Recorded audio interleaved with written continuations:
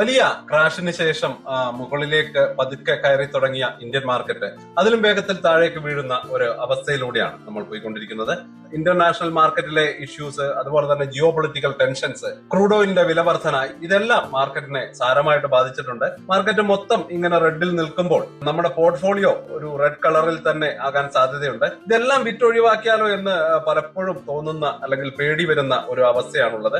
ഈ ഒരു പേടി കൊണ്ട് തന്നെ കയ്യിലുള്ള സ്റ്റോക്കുകളെല്ലാം വിറ്റ് ആ നഷ്ടം സഹിച്ച് മാറി നിൽക്കുന്ന ഒരുപാട് ഇൻവെസ്റ്റേഴ്സിനെ എനിക്കറിയാം. അതിനു മുകളിൽ ഇനിയും ആ ഒരു ഡിസിഷൻ എടുക്കാതെ എന്ത് ചെയ്യുമെന്നറിയാതെ കൺഫ്യൂഷൻ ആയിട്ട് നിൽക്കുന്ന വേറെ കുറെ പേരെയും എനിക്കറിയാം. ഹിസ്റ്ററി എടുത്ത് നോക്കിയാൽ നമുക്കൊരു കാര്യം കാണാം. സ്റ്റോക്ക് മാർക്കറ്റിൽ വലിയ പണം ഉണ്ടാക്കിയവരെല്ലാം ഇതുപോലെയുള്ള മാർക്കറ്റ് ക്രാഷുകളെ ശരിക്കും മുതലെടുത്തവരാണ്. എല്ലാവരും പേടിച്ച് വിൽക്കുമ്പോൾ ധൈര്യത്തോടെയും സ്മാർട്ടായിട്ടും വാങ്ങുന്നവരാണ് അവസാനം പ്രോഫിറ്റ് ഉണ്ടാക്കുന്നത്. അതിന്റെ കാരണം വളരെ സിമ്പിൾ ആണ്. മാർക്കറ്റ് താഴെ പോകുമ്പോൾ നല്ലപോലെ ബിസിനസ് ചെയ്യുന്ന കമ്പനികളുടെ സ്റ്റോക്ക് പ്രൈസ് താഴേക്ക് വരും. അതുകൊണ്ട് ഇതൊരു ട്രാജഡി അല്ല, കിടിലൻ ഓപ്പർച്യൂണിറ്റിയാണ്. നമ്മൾ വാങ്ങാൻ ആഗ്രഹിച്ച സാധനം വിലക്കുറവിൽ ലഭിക്കുന്ന ഡിസ്കൗണ്ട് സെയിലായിട്ട് ഇതിനെ കണക്കാക്കേണ്ടതുണ്ട്. അപ്പോൾ ഈ വീഡിയോയിൽ നമുക്ക് ഒരു മാർക്കറ്റ് ഫാൾ എങ്ങനെ നമ്മുടെ ഗോൾഡൻ ഓപ്പർച്യൂണിറ്റി ആക്കി മാറ്റാം, എല്ലാവരും സെല്ല് ചെയ്യുന്ന തിരക്കിലിരിക്കുമ്പോൾ ശ്രദ്ധിക്കേണ്ട അല്ലെങ്കിൽ ഫ്യൂച്ചറിൽ നല്ല റിട്ടേൺ തരാൻ സാധ്യതയുള്ള കമ്പനികളെ എങ്ങനെ കണ്ടെത്താം, അതിന് നമ്മളെ ഹെൽപ്പ് ചെയ്യുന്ന വഴികൾ ഏതൊക്കെയാണ്, 2026 ഈ ഒരു സിറ്റുവേഷനിൽ ഏതൊക്കെ സെക്ടറുകളിലാണ് കൂടുതൽ സാധ്യതകൾ ഉള്ളത്, ചോദ്യങ്ങൾക്കുള്ള ഉത്തരം നമുക്ക് ഒരുമിച്ച് കണ്ടുപിടിക്കാം. Welcome to the eye opener video of Dhanam smart savings and investment solutions. മാർക്കറ്റിലെ ഏറ്റവും വലിയൊരു തെറ്റിദ്ധാരണയാണ് സ്റ്റോക്കിന്റെ പ്രൈസും അതിന്റെ വാല്യൂം ഒന്നാണ് എന്നുള്ളത്. പ്രൈസ് എന്ന് പറഞ്ഞാൽ സിമ്പിൾ ആയിട്ട് ആൾക്കാർ ഒരു സ്റ്റോക്കിന് കൊടുക്കാൻ റെഡിയാവുന്ന വിലയാണ്. പക്ഷെ അപ്പോഴും ആൾക്കാരുടെ പേടി, ആവേശം അല്ലെങ്കിൽ ചില റൂമറുകൾ അനുസരിച്ച് മാറിക്കൊണ്ടിരിക്കും. പക്ഷെ വാല്യൂ അങ്ങനല്ല. ആ ഒരു കമ്പനിയുടെ ശരിക്കുള്ള സ്ട്രെങ്ത് ആണ്, അതിന്റെ അസറ്റ്, പ്രോഫിറ്റ്, വളരാനുള്ള പൊട്ടൻഷ്യൽ, ഇതൊക്കെയാണ് അതിന്റെ വാല്യൂ. മാർക്കറ്റ് ഡൗൺ ആവുമ്പോൾ എന്താണ് സംഭവിക്കുന്നത് എന്നാൽ നല്ല കമ്പനികളുടെയും മോശം കമ്പനികളുടെയും പ്രൈസ് ഒരുപോലെ താഴേക്ക് വരും. എന്നാൽ ഒരു മികച്ച കമ്പനിയുടെ ഫണ്ടമെന്റൽ വാല്യൂ ഒറ്റ രാത്രി കൊണ്ട് ഇല്ലാതാകുന്നില്ല. അവരുടെ ഫാക്ടറികളോ ബ്രാൻഡോ കസ്റ്റമേഴ്സോ എങ്ങോട്ടും പോകില്ല. പ്രൈസിൽ മാത്രമാണ് താൽക്കാലികമായിട്ട് കുറവ് വരുന്നത്. അപ്പൊ ഇതൊരു സ്മാർട്ട് ഇൻവെസ്റ്റർക്ക് കിട്ടുന്ന വലിയൊരു ചാൻസ് ആണ്. സാധാരണ ദിവസങ്ങളിൽ നല്ല വില കാരണം നമ്മൾ വാങ്ങാൻ മടിക്കുന്ന ടോപ്പ് കമ്പനികളുടെയും ഒരു ഫെയർ പ്രൈസിൽ പോർട്ട്ഫോളിയോയിൽ ആഡ് ചെയ്യാൻ ഈ ഒരു സമയം നമുക്ക് ഉപയോഗിക്കാം. വാറൻ ബഫറ്റിന്റെ ആ ഒരു വേർഡ് ഞാൻ ഒരിക്കൽ കൂടി കടമെടുക്കുകയാണ്. Be fearful when others are greedy and greedy when others are fearful. ഇപ്പോൾ മാർക്കറ്റിൽ പേടി നിറഞ്ഞിരിക്കുമ്പോൾ നമ്മൾ അവസരങ്ങൾക്കായിട്ട് കണ്ണും കാതും തുറന്നു വെച്ചിരിക്കേണ്ട സമയമാണ്. സിമ്പിളായിട്ട് പറഞ്ഞാൽ മാർക്കറ്റ് കറക്ഷൻ എന്ന് പറയുന്നത് സ്റ്റോക്കുകൾ വാങ്ങേണ്ട സമയമാണ്. അപ്പൊ മൾട്ടി ബാഗർ സ്റ്റോക്കുകളെ നമുക്ക് എങ്ങനെ ഫിൽട്ടർ ചെയ്യാം എന്നതാണ് അടുത്തതായിട്ട് നമ്മൾ മനസ്സിലാക്കാൻ പോകുന്നത്. പ്രൈസ് കുറഞ്ഞു എന്ന് വെച്ച് എല്ലാ സ്റ്റോക്കും ചാടിക്കയറി വാങ്ങരുത്. 52 വീക്ക് ലോയിൽ കിട്ടുന്നു എന്നത് മാത്രം ഒരു സ്റ്റോക്കിനെ നല്ലതാക്കില്ല. പലപ്പോഴും അത്ര വില ഇടിയുന്നതിന് പിന്നിൽ ആ കമ്പനിയുടെ ബിസിനസ്സിൽ എന്തെങ്കിലും സീരിയസ് ആയിട്ടുള്ള പ്രശ്നങ്ങൾ ഉണ്ടാവും. അതുകൊണ്ട് പ്രൈസ് അല്ല, കമ്പനിയുടെ ക്വാളിറ്റിയാണ് നമ്മുടെ ആദ്യത്തെ ക്രൈറ്റീരിയ. ഫ്യൂച്ചറിൽ മൾട്ടി ബാഗർ റിട്ടേൺസ് തരാൻ പൊട്ടൻഷ്യൽ ഉള്ള ഒരു കമ്പനിയെ കണ്ടെത്താൻ നമ്മളെ സഹായിക്കുന്ന ചില ഫിൽട്ടറുകൾ നമ്മൾ ആദ്യം മനസ്സിലാക്കേണ്ടതുണ്ട്. ആ ഒരു ഫിൽട്ടറുകൾ ഉപയോഗിച്ച് നമ്മൾ സെലക്ട് ചെയ്യുന്ന സ്റ്റോക്കുകളാണ് പിന്നീട് നമുക്ക് നല്ല ഗ്രോത്ത് തരിക.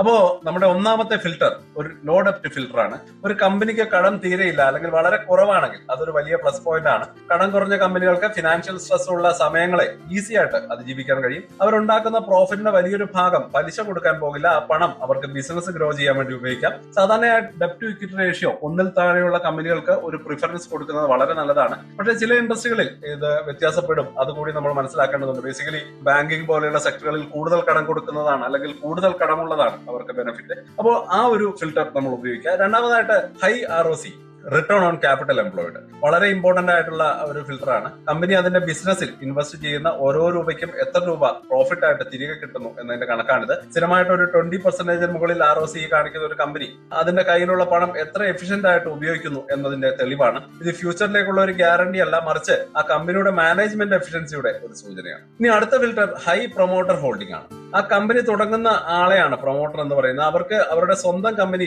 നല്ലൊരു ഷെയർ ഹോൾഡിംഗ് ഉണ്ടെങ്കിൽ, ഉദാഹരണത്തിന് 50% മുകളിലുണ്ടെങ്കിൽ അവർക്ക് ആ ബിസിനസ്സിൽ ഫ്യൂച്ചറിൽ നല്ല കോൺഫിഡൻസ് ഉണ്ട് എന്നതിന്റെ ഒരു സൈനാണ്. പ്രൊമോട്ടർമാർ സ്വന്തം ഷെയറുകൾ വിൽക്കാതെ കൂടുതൽ വാങ്ങുന്നുണ്ടെങ്കിൽ അത് വളരെ നല്ലൊരു പോസിറ്റീവ് സിഗ്നൽ ആയിട്ട് നമ്മൾ കാണേണ്ടതുണ്ട്. അതുപോലെ തന്നെ consistent revenue and profit growth. കഴിഞ്ഞ 5-10 വർഷമായിട്ട് എല്ലാ വർഷവും അവരുടെ സെയിൽസും പ്രോഫിറ്റും ഒരുപോലെ കൂട്ടാൻ പറ്റുന്ന കമ്പനികളെയാണ് നമ്മൾ നോക്കേണ്ടത്. ഒരു വർഷം വലിയ ലാഭം, അടുത്ത വർഷം നഷ്ടം എന്ന രീതിയിലുള്ള കമ്പനികളിൽ ഒരു കൺസിസ്റ്റൻസി ഉണ്ടാവില്ല. വർഷാവസാനം കുറഞ്ഞത് 20% ഗ്രോത്ത് എങ്കിലും സ്ഥിരമായിട്ട് കാണിക്കുന്ന കമ്പനികൾക്ക് നമുക്ക് മുൻഗണന കൊടുക്കാൻ കഴിയും. അഞ്ചാമത്തെ നമ്മുടെ filter presence in the growth sector ആണ്. ഒരു കമ്പനി എത്ര നല്ലതാണെങ്കിലും അത് ഓപ്പറേറ്റ് ചെയ്യുന്ന ഇൻഡസ്ട്രിക്ക് വലിയ ഫ്യൂച്ചർ ഇല്ലെങ്കിൽ ഗ്രോത്ത് ഒരു ലിമിറ്റ് ഉണ്ടാക്കും. അതുകൊണ്ട് തന്നെ അടുത്ത 10-15 വർഷത്തേക്ക് നല്ല ഗ്രോത്ത് ചാൻസ് ഉള്ള ഒരു സെക്ടറിലെ ബെസ്റ്റ് കമ്പനിയെ സെലക്ട് ചെയ്യുന്നതാണ് എപ്പോഴും നല്ലത്.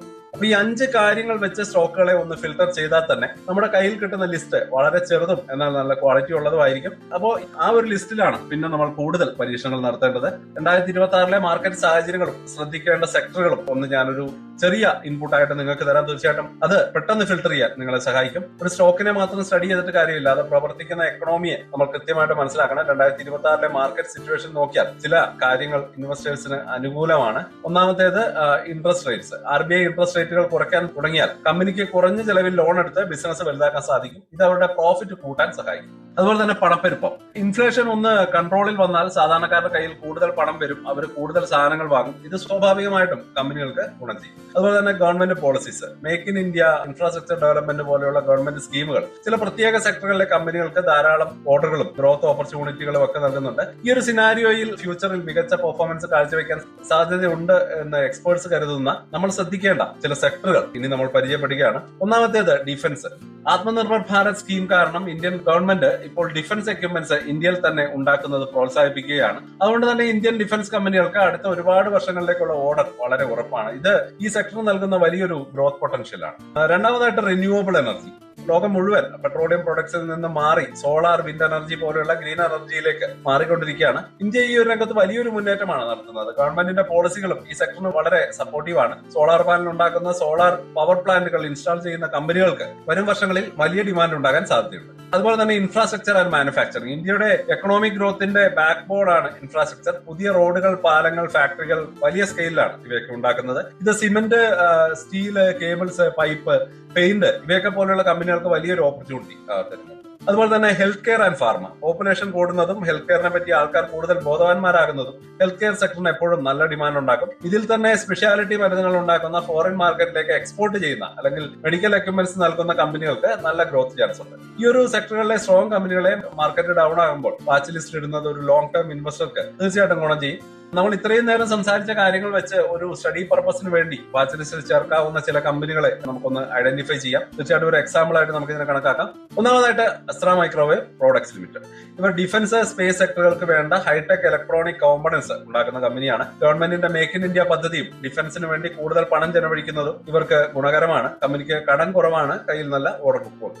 അതുപോലെ തന്നെ ഷെയ്ലി എഞ്ചിനീയറിംഗ് പ്ലാസ്റ്റിക്സ് ലിമിറ്റഡ് വളരെ ഹൈ ക്വാളിറ്റി പ്ലാസ്റ്റിക് പാർട്സ് ഉണ്ടാക്കുന്ന കമ്പനിയാണ്. ഡയബറ്റിക് പേഷ്യൻസ് യൂസ് ചെയ്യുന്ന ഇൻസുലിൻ പെൻ, ഫേമസ് ബ്രാൻഡുകൾക്ക് വേണ്ടിയുള്ള പല പ്രോഡക്റ്റുകളും ഇവർ നിർമ്മിക്കുന്നുണ്ട്. ഇവർക്ക് നല്ല ക്ലിയറൻസ് ഉണ്ട്, എക്സ്പോർട്ടിലും ഫോക്കസ് ചെയ്യുന്നുണ്ട്. ഹെൽത്ത് കെയർ സെക്ടർ വളരുന്നത് ഇവർക്ക് കൂടുതൽ ബിസിനസ് നൽകുന്നുണ്ട്. അതുപോലെ തന്നെ വാരി റിന്യൂവബിൾ ടെക്നോളജി ലിമിറ്റഡ്. ഇന്ത്യയിലെ ഏറ്റവും വലിയ സോളാർ പാനൽ മാനുഫാക്ചേഴ്സ് ആയിട്ടുള്ള വാരി ഗ്രൂപ്പിന്റെ ഭാഗമാണ് ഈ കമ്പനി. ഇവർക്ക് വലിയ സോളാർ പവർ പ്രോജക്ടുകളുടെ EPC, അതായത് എഞ്ചിനീയറിംഗ് പ്രൊക്യൂർമെന്റ് ആൻഡ് കൺസ്ട്രക്ഷൻ ബിസിനസ്സിലാണ് ഫോക്കസ് ചെയ്യുന്നത്. റിന്യൂവബിൾ എനർജി സെക്ടറിന് സർക്കാർ നൽകുന്ന സപ്പോർട്ടും കമ്പനിയുടെ കയ്യിലുള്ള വലിയ ഓർഡർ ബുക്കുകളും ഫ്യൂച്ചറിലേക്ക് നല്ല സൂചനകൾ നൽകുന്നുണ്ട്.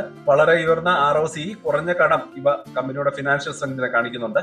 ഈ ഒരു കമ്പനികളുടെ ഒക്കെ പേര് കേട്ട ഉടനെ പോയി വാങ്ങരുത്. നമ്മൾ നേരത്തെ പറഞ്ഞ ഫിൽട്ടറുകൾ ഉപയോഗിച്ച് നിങ്ങൾ സ്വയം ഒന്ന് അനലൈസ് ചെയ്യണം. അതുപോലെ തന്നെ ലേറ്റസ്റ്റ് ക്വാർട്ടർലി റിസൾട്ടുകൾ പരിശോധിച്ച് നോക്കണം. അതുപോലെ തന്നെ മാനേജ്മെന്റിന്റെ ഒരു ഫീഡ്ബാക്ക് എന്താണ് എന്ന് കൂടി മനസ്സിലാക്കണം. വാല്യുവേഷൻ കൂടുതലാണോ അല്ലയോ, ഇതൊക്കെ നമ്മൾ കൃത്യമായിട്ട് മനസ്സിലാക്കിയതിനു ശേഷം മാത്രം മുന്നോട്ട് പോവുക.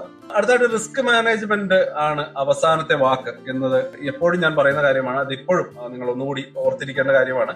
എത്ര നല്ല ഓപ്പർച്യൂണിറ്റി കണ്ടാലും റിസ്ക് മാനേജ്മെന്റ് ചെയ്യാൻ മറന്നു പോകരുത്. നിങ്ങളുടെ കയ്യിലുള്ള ഫുൾ ക്യാപിറ്റലും ഒറ്റ സ്റ്റോക്കിൽ ഇൻവെസ്റ്റ് ചെയ്യരുത്. മാർക്കറ്റ് ഇനിയും താഴേക്ക് പോകുമോ ഇല്ലയോ എന്ന് ഉറച്ചു പറയാൻ പറ്റാത്ത ഒരു സാഹചര്യമാണുള്ളത്. എപ്പോഴും ഘട്ടം ഘട്ടമായിട്ട്, അതായത് സ്റ്റാഗേർഡ് മാനറിൽ ഇൻവെസ്റ്റ് ചെയ്യുക. നിങ്ങൾ വാങ്ങാൻ ഉദ്ദേശിക്കുന്ന എമൗണ്ടിനെ 4-5 ഭാഗങ്ങളായിട്ട് തിരിച്ച് മാർക്കറ്റ് ഓരോ തവണ ഇടിയുമ്പോഴും ഓരോ ഭാഗം വെച്ച് ഇങ്ങനെ ബൈ ചെയ്തു പോവുക. ഇങ്ങനെ ചെയ്താൽ നിങ്ങളുടെ ആവറേജ് ബൈയിങ് പ്രൈസ് കുറഞ്ഞിരിക്കും. രണ്ടാമതായിട്ട് ഡൈവേഴ്സിഫിക്കേഷൻ. നിങ്ങളുടെ ക്യാപിറ്റൽ മുഴുവൻ 1-2 സ്റ്റോക്കുകളിൽ മാത്രം ഒതുക്കരുത്. നമ്മൾ സംസാരിച്ചതുപോലെ ഗ്രോത്ത് പൊട്ടൻഷ്യൽ ഉള്ള പല സെക്ടറുകളിൽ നിന്നുള്ള 4-5 മികച്ച കമ്പനികളിലായിട്ട് നിങ്ങളുടെ ഇൻവെസ്റ്റ്മെന്റ് ഡിവൈഡ് ചെയ്ത് വെക്കുക. ഒരു സെക്ടർ മോശമായിട്ട് പെർഫോം ചെയ്താലും മറ്റു സെക്ടറുകളിലെ സ്റ്റോക്കുകൾ നിങ്ങളുടെ പോർട്ട്ഫോളിയോയെ ഒരു സപ്പോർട്ടായിട്ട് കൊണ്ടുപോകും. അപ്പോ ഇനി നമുക്കൊരു കൺക്ലൂഷനിലേക്ക് കടക്കാം. മാർക്കറ്റ് താഴേക്ക് പോകുന്നത് കാണുമ്പോൾ പാനിക് ആവുകയല്ല, റെഡി ആയിട്ടിരിക്കുന്ന ഒരു ഇൻവെസ്റ്റർക്ക് കിട്ടാവുന്ന ഏറ്റവും നല്ല അവസരമാണിതെന്ന് മനസ്സിലാക്കുകയാണ് വേണ്ടത്. ആൾക്കൂട്ടം ചെയ്യുന്നത് കണ്ട് ബ്ലൈൻഡ് ആയിട്ട് ഫോളോ ചെയ്യാതെ സ്വന്തമായിട്ട് സ്റ്റഡി ചെയ്ത് നല്ല ബിസിനസ്സുകളെ നല്ലൊരു പ്രൈസിൽ വാങ്ങാനാണ് നമ്മൾ ട്രൈ ചെയ്യേണ്ടത്. ആ ഒരു കാഴ്ചപ്പാട് നിങ്ങൾക്കുണ്ടെങ്കിൽ ഇന്നത്തെ ഈ ഒരു തകർച്ച നാളത്തെ നിങ്ങളുടെ വലിയ വെൽത്തിലേക്കുള്ള ഒരു സ്റ്റെപ്പിംഗ് സ്റ്റോൺ ആയിട്ട് മാറും. അപ്പോൾ ഇതുപോലെയുള്ള സ്റ്റോക്ക് മാർക്കറ്റ് അനാലിസിസ് വീഡിയോകൾ ഇനിയും നിങ്ങൾക്ക് വേണമെന്നുണ്ടെങ്കിൽ ഈ ചാനൽ ഒന്ന് സബ്സ്ക്രൈബ് ചെയ്യാൻ മറക്കരുത്. അതുപോലെ നിങ്ങളുടെ വാച്ച് ലിസ്റ്റിലുള്ള നല്ല പൊട്ടൻഷ്യൽ ഉണ്ട് എന്ന് നിങ്ങൾ വിശ്വസിക്കുന്ന സ്റ്റോക്കുകൾ ഏതൊക്കെയാണെന്ന് കമന്റുകളായിട്ട് ഞങ്ങളെ കൂടി അറിയിക്കും. അപ്പോൾ ഇത്രയുമാണ് ഇന്നത്തെ വീഡിയോയിൽ ഉൾപ്പെടുത്തിയിരിക്കുന്നത്. കൂടുതൽ മാർക്കറ്റ് അനാലിസിസുകളുമായിട്ട് വീണ്ടും നിങ്ങൾക്ക് മുന്നിലേക്ക് വരാം. അതുവരേക്കും ഹാപ്പി ഇൻവെസ്റ്റിംഗ്. സ്റ്റോക്ക് മാർക്കറ്റിലെ ന്യൂസുകളെയും അതുപോലെ തന്നെ അപ്ഡേറ്റുകളെയും ഉൾക്കൊള്ളിച്ചുകൊണ്ടുള്ള ഒരു ഫേസ്ബുക്ക് ഗ്രൂപ്പ് നമുക്കുണ്ട്. ആ ഒരു ഗ്രൂപ്പിന്റെ ലിങ്ക് ഈ വീഡിയോയുടെ ഡിസ്ക്രിപ്ഷനിൽ കൊടുക്കുന്നുണ്ട്. താല്പര്യമുള്ളവർക്ക് ആ ലിങ്കിൽ ക്ലിക്ക് ചെയ്തുകൊണ്ട് ഗ്രൂപ്പിൽ ജോയിൻ ചെയ്യാം. ഏറ്റവും ലേറ്റസ്റ്റ് ആയിട്ടുള്ള ന്യൂസുകൾ നമ്മൾ അതിൽ അപ്ഡേറ്റ് ചെയ്യുന്നുണ്ട്. വളരെ ഇൻഫോർമേറ്റീവ് ആയിരിക്കും. അപ്പൊ ഇത്രയുമാണ് ഇന്നത്തെ വീഡിയോയിൽ ഉൾപ്പെടുത്തിയിരിക്കുന്നത്. പുതിയ ന്യൂസുകളുമായിട്ട് നാളെ വീണ്ടും വരാം. ബൈ.